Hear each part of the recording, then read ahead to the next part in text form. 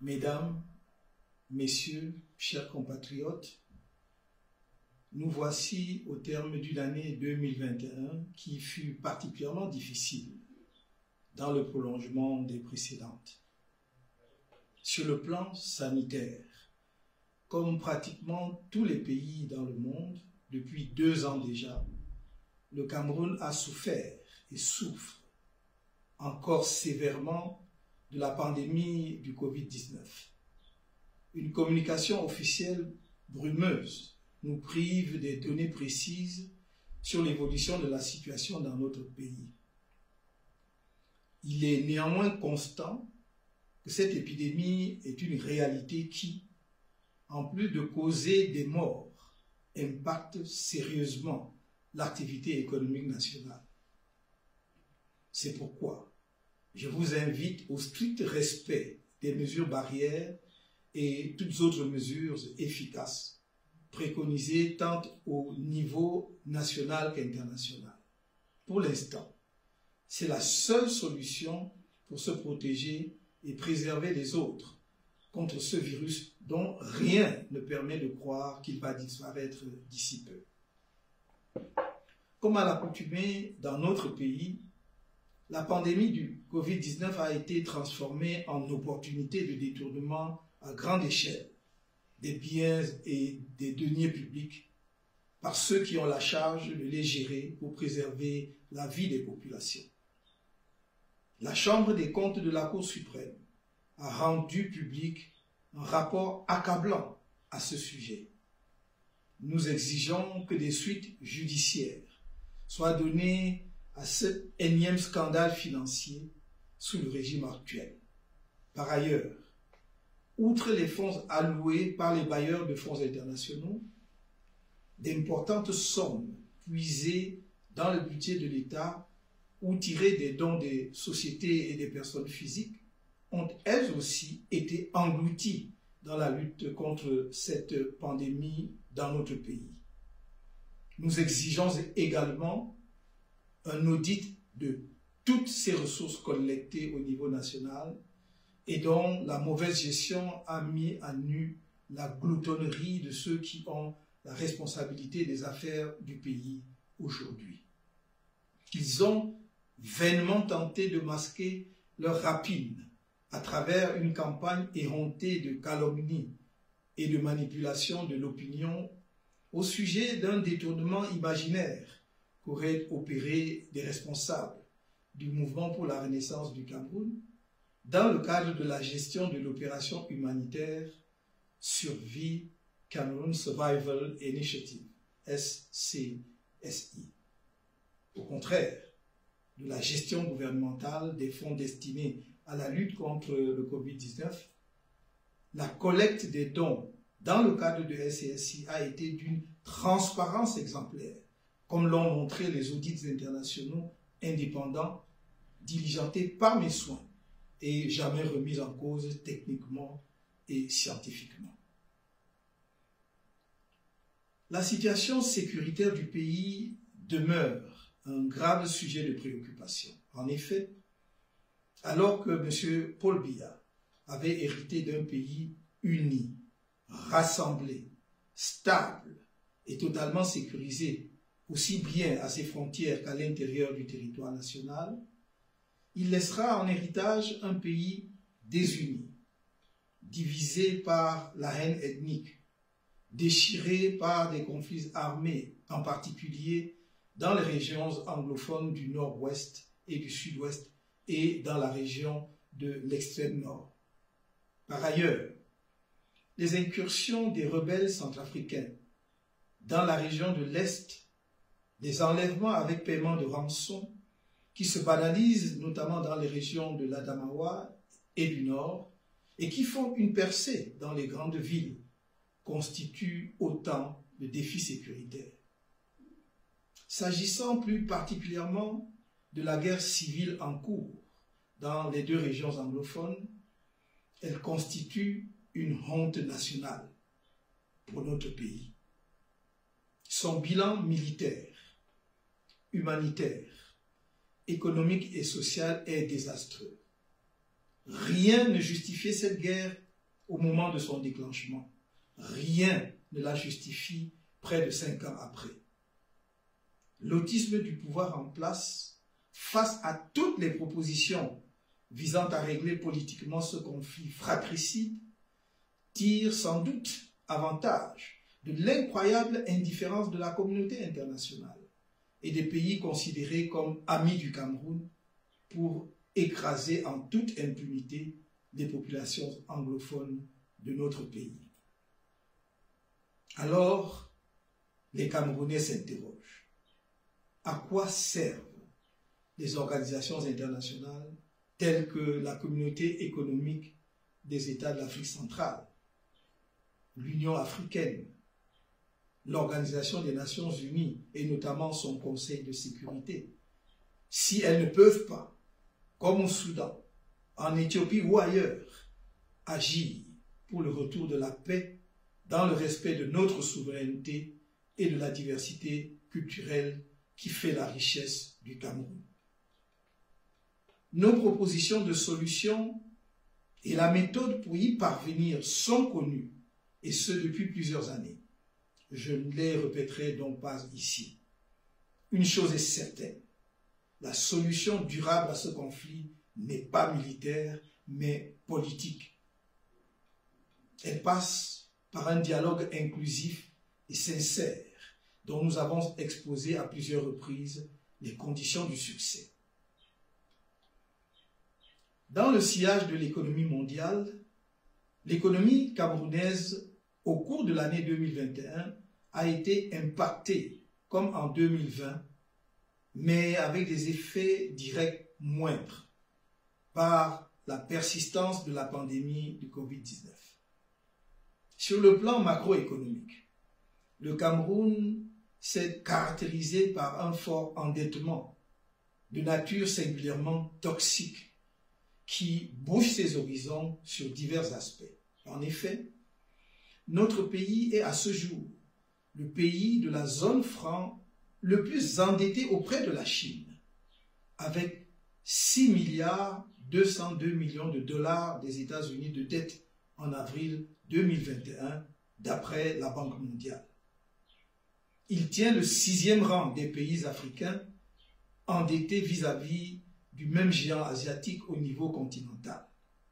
De même, le Cameroun est le premier pays francophone le plus endetté auprès de la France, avec une dette qui s'élevait à 945 milliards de francs CFA en décembre 2020 et occupe le 2e rang parmi les pays africains endettés auprès de ce pays.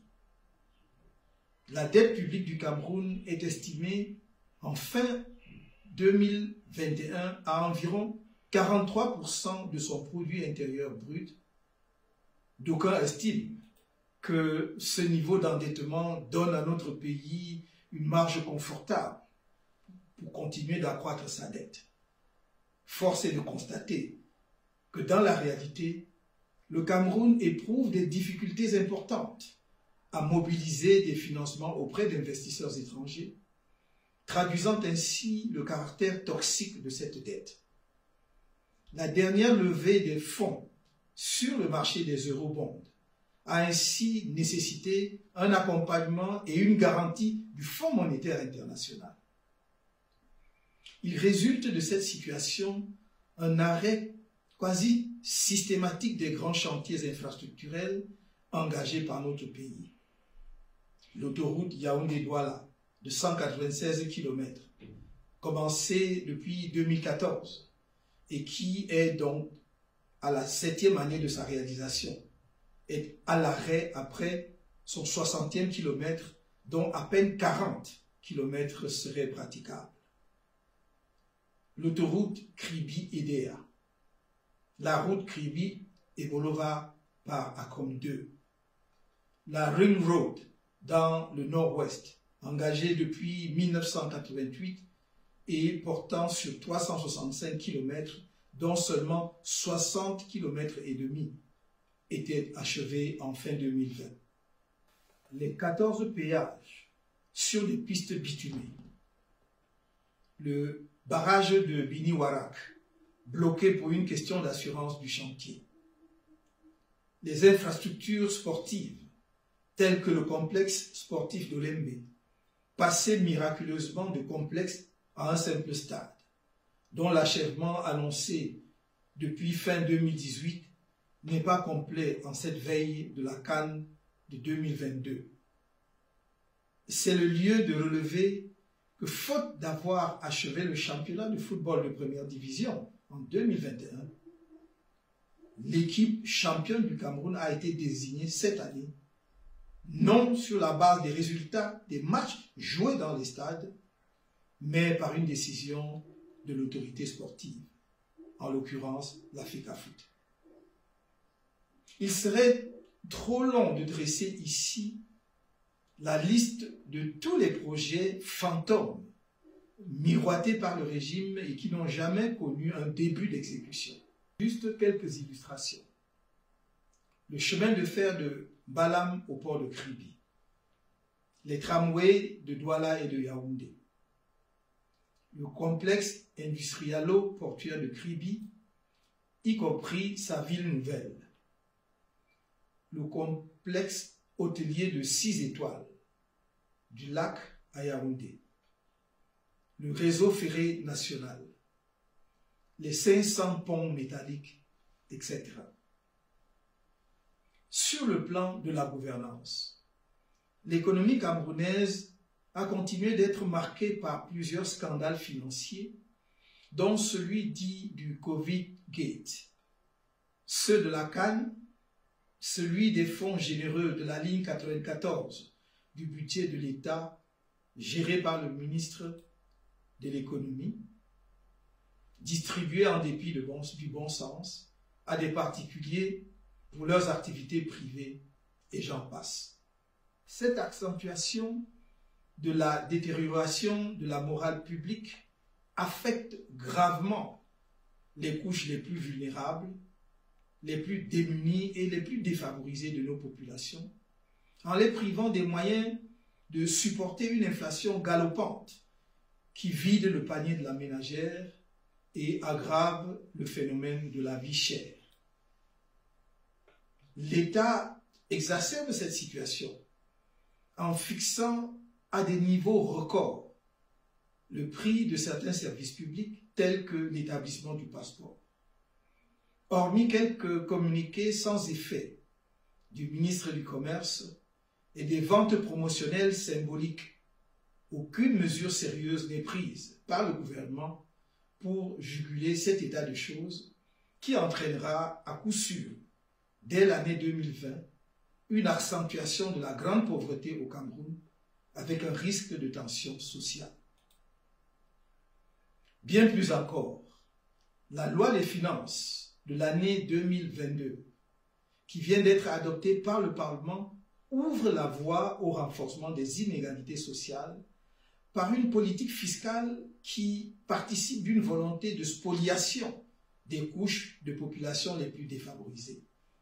Alors que les transferts de fonds par téléphonie mobile ont été conçus comme un instrument d'inclusion financière des populations pauvres, le gouvernement camerounais vient d'en faire une source de son propre financement en infligeant à ces populations démunies une sorte de double peine sous forme de double ponction, tant sur les dépôts que sur les retraits des fonds transférés.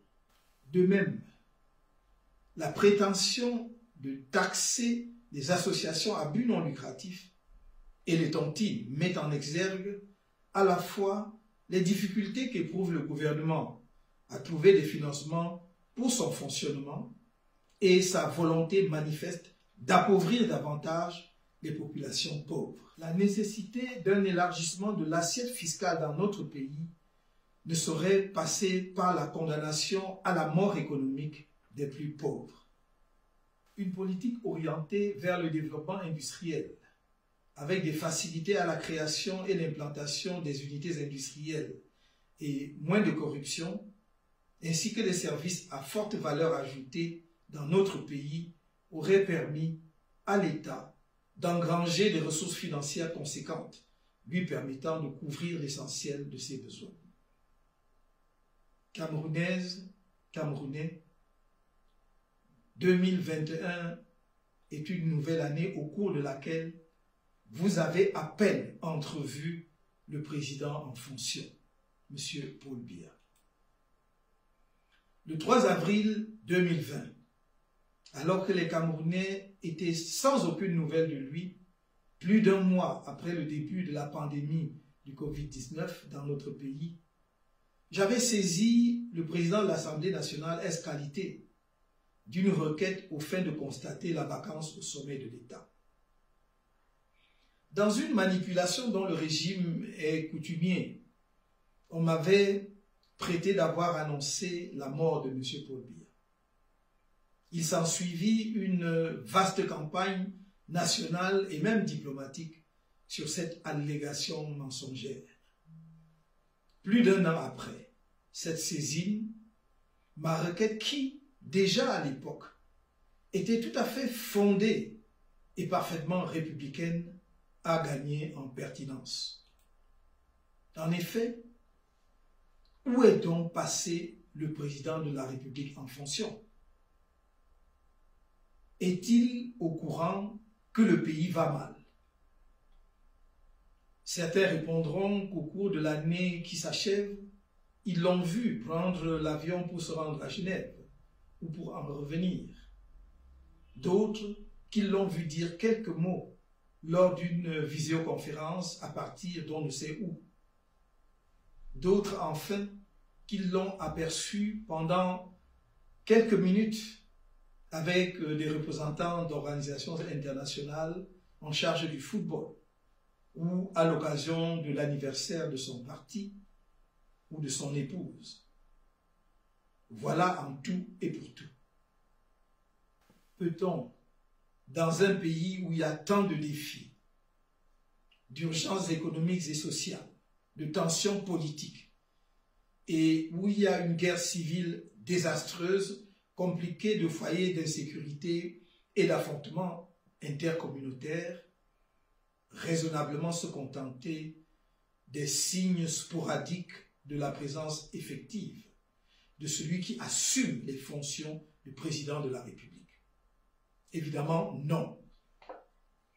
Cette absence non expliquée est la preuve d'une défaillance qui impacte grandement la vie de la nation. Le dernier Conseil des ministres s'est tenu le 15 mars 2018. Comme de coutume, il n'avait duré que quelques minutes. Le précédent Conseil des ministres remontait au 15 octobre 2015. Ailleurs, faut-il le rappeler, là où le pays est effectivement gouverné, le Conseil des ministres se tient chaque semaine. Ces conseils des ministres ne peuvent être remplacés par la réunion mensuelle des membres du gouvernement autour du Premier ministre sous la forme de conseils de gouvernement, car ceux-ci sont dépourvus du pouvoir d'orientation politique et de décision dont dispose le Conseil des ministres présidé par un chef de l'État. Pour la première fois depuis l'accession de notre pays à l'indépendance, on n'aura pas joué la Coupe du Cameroun en 2021. A-t-on besoin d'épiloguer pour démontrer l'incapacité du président de la République en fonction à s'acquitter de ses responsabilités en permanence? Rien, même pas les milliers de victimes de la guerre civile dans les régions anglophones, qu'il s'agisse des éléments des forces de défense et de sécurité, des populations civiles ou des rebelles, n'ont suffi à le faire sortir de sa réclusion pour assurer la charge qu'il s'est imposée lui-même à la tête de l'État. Ainsi, le chef des armées n'est pas aux côtés de ses propres troupes, n'a jamais rendu visite à des soldats blessés, ne préside pas aux cérémonies d'hommage rendues aux militaires morts au front. Le chef de l'exécutif, devenu invisible, se borne à donner de très hautes instructions, transmises par le secrétaire général de la présidence de la République, directement à des ministres supposés être placés sous l'autorité du Premier ministre, chef du gouvernement. Et les Camerounais se demandent, à quoi sert un Premier ministre aussi transparent, qui peut être désavoué à tout moment et impunément par le secrétaire général de la présidence de la République, voire par des ministres. Les Camerounais mesurent plus que jamais la portée du fameux décret du 5 février 2019 accordant délégation permanente de signature à l'actuel secrétaire général de la présidence de la République. Depuis lors, le Cameroun se gère, tant bien que mal, par procuration, et dans une guerre sourde entre clans et fractions hostiles, gagnée par la guerre interne de succession. Combien de temps cette situation peut-elle encore durer? Je respecte le grand âge de M. Paul Biya et suis sensible à la possible fragilité de sa santé liée à cet état. Cependant, je ne puis comprendre ni accepter qu'il hypothèque l'avenir de millions de Camerounais du fait de cette situation. Il serait humainement raisonnable et politiquement correct qu'il en tire les conséquences qui s'imposent. Ceux qui l'idolâtrent et font semblant de croire qu'il est éternel et irremplaçable ne rendent service ni à lui-même ni à notre pays. Il est temps pour eux de réaliser qu'il est un être mortel, qu'il a donné ce qu'il pouvait et qu'il n'a plus rien à offrir au Cameroun. C'est la condition humaine qui le veut ainsi. La condition humaine avec les limites qu'elle nous impose à nous tous. Il est plus que temps de préserver la dignité de ce patriarche ainsi que l'avenir de notre pays. Mesdames, Messieurs, chers compatriotes, depuis le 22 septembre 2020, des centaines de Camerounais ont été jetés en prison pour avoir voulu exercer leur liberté d'expression dans le strict respect des lois de la République et des engagements internationaux de notre pays. Ces femmes et hommes, jeunes et moins jeunes, ont été arrêtés arbitrairement et emprisonnés illégalement. Des traitements inhumains, cruels et dégradants leur ont été infligés par des hommes et femmes agissant prétendument au nom de la République, mais qui opèrent en réalité comme des miliciens à la solde d'un régime. Nos valeureux compatriotes, torturés et martyrisés, ont eu pour seul tort d'avoir osé s'exprimer. Après toutes les interpellations écrites restées vaines, par des marches pacifiques. Ces marches dûment déclarées et jamais interdites au regard de la loi du 19 décembre 1990 fixant le régime des réunions et des manifestations publiques étaient précédées de la publication d'un guide du marcheur pacifique que j'avais rendu public bien avant le jour prévu pour la manifestation. Leur crime est d'avoir revendiqué la fin de la guerre civile dans les régions anglophones du pays et l'organisation d'un vrai dialogue national inclusif où on traiterait de tous les sujets importants, y compris celui relatif à la forme de l'État. D'avoir demandé une réforme consensuelle du système électoral afin de conjurer les conflits post-électoraux. D'avoir demandé l'audit de la gestion calamiteuse des fonds publics importants alloués à la CAN 2019 qui a glissé jusqu'en 2022. Face à cette injustice, l'institution judiciaire et les magistrats ont choisi lâchement le camp des bourreaux. Les personnes arrêtées sont toutes des civils. Elles ont pourtant été attraites devant les tribunaux militaires en totale violation de nos lois et des engagements internationaux de notre pays, est condamné à de lourdes peines allant jusqu'à 7 ans d'emprisonnement ferme, aggravé de peines d'amende tout aussi lourdes. Ainsi, la haine d'État veut frapper les militants et sympathisants du MRC dans leur chair et leur morale, et le MRC ainsi que la résistance nationale au porte-monnaie. Rien n'y fera. La résistance nationale continue et se poursuivra jusqu'à la victoire. Dans les dossiers de nos martyrs politiques, aucun droit de la défense n'a été respecté. C'est d'ailleurs pour protester contre ces multiples irrégularités et injustices assumées que leurs avocats ont déposé leur robe et qu'eux-mêmes ont décidé de ne plus comparaître devant des juges politiciens, uniquement soucieux de défendre leur parti politique, le RDPC. Ainsi, nos détenus politiques sont devenus de fait d'authentiques otages du régime.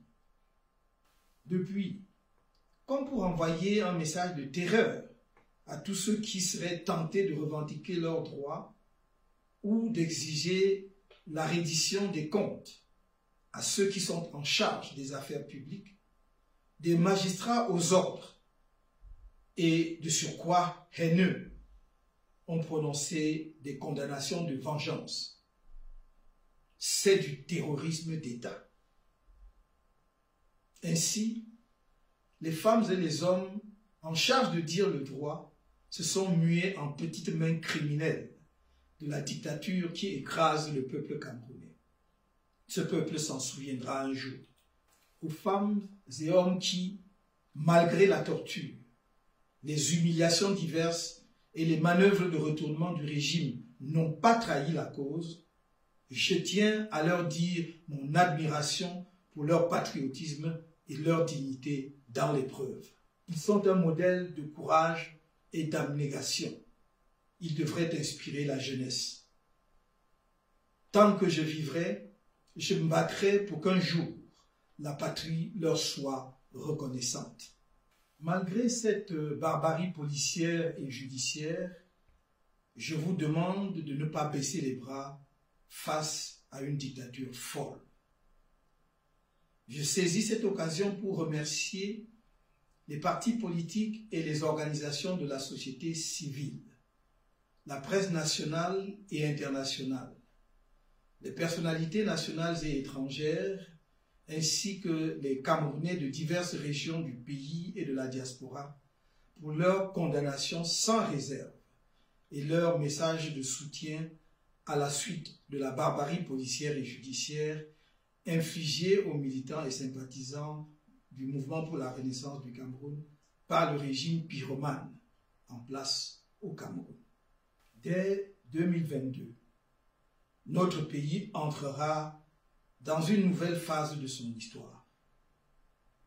Une étape grosse d'incertitude au regard de la guerre des factions déjà en cours au sein de l'appareil d'État et la tentation du pire qui semble animer certaines d'entre elles.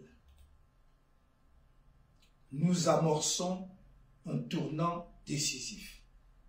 Je lance un appel patriotique aux partis politiques qui se réclament de l'opposition, aux intellectuels, universitaires, acteurs du secteur privé et de la société civile, autorités traditionnelles et religieuses, hommes et femmes de culture, étudiants et autres jeunes, mototaxis, vendeurs à la sauvette, à la diaspora et plus largement au peuple du changement sans distinction, afin que nous dépassions nos divergences et qu'ensemble, nous œuvrions pour la libération de notre peuple de la dictature qui le détruit.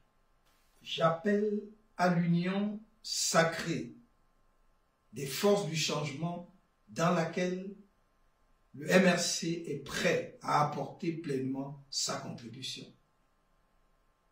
Nos compatriotes, militants et sympathisants du parti au pouvoir ou de ses partis alliés, qui pensent qu'il est temps de construire ensemble notre pays dans la fraternité et avec patriotisme, ont toute leur place dans cette union sacrée.